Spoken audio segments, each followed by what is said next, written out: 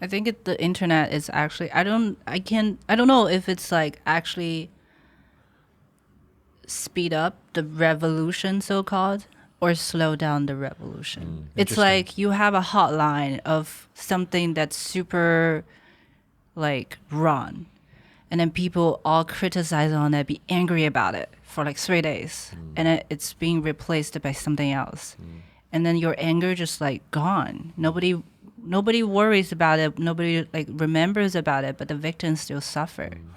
You know. But I feel like that's what I felt a couple years ago. I feel frustrated that every day there's a saying that you go online every day, you feel like we're gonna start a revolution, but you walk out of your apartment, it's still nothing new under the sun.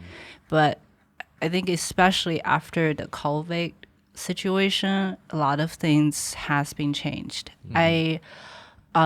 During our quarantine time, there is actually one of my friends, she's part of this volunteer group. They are volunteering to gather material and donations to get like sanity support for female workers in the front line, because they have to be in all these protective suits, but you face masks. Yeah, but you have your period. You know, like when I have my period, you can't go to the toilet. It's a very, very annoying thing. But there's very limited supplies of protection suits. So if you open it, if you go to the toilet, you're wasting one suit. So sometimes these women has to stay in the suit for 24 hours. I didn't even think of that. Their pee and blood are just messed all together. And then they are already in a very high chance of infection. And very stressed out. In low immune system.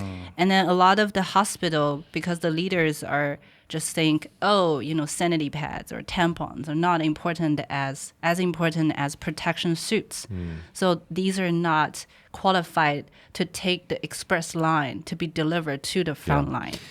That's the role of empathy, and it's also the role of understanding the level of detail. And so you have to have leaders that are extremely empathetic, that listen and learn, and then know that level of detail. So when you implement a policy for, let's say, 10,000, 100,000 people, you're doing it in the right way. And it's very tricky, right? Because if you're a leader managing 100,000 people, you know, you're supposed to be vision and purpose and understand the big picture.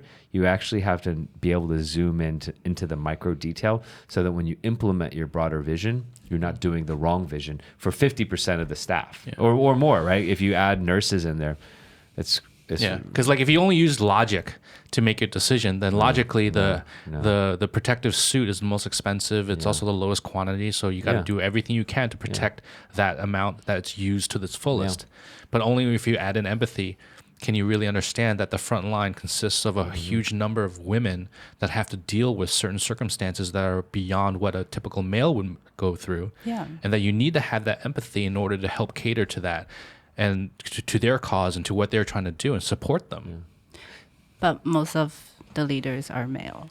So actually this whole support action was started by women, because only women cares about women that way. Until we have more women in the upper positions, we can have more empathy in these strategies. Or if you have more and we can break down these biases, and we can say, hey, let's step back and say, okay, doesn't matter if you're male or female. What we want is people who understand people. Exactly. And how we were talking about EQ, and God, like the role of empathy and emotional intelligence and understanding people has never ever been more important. And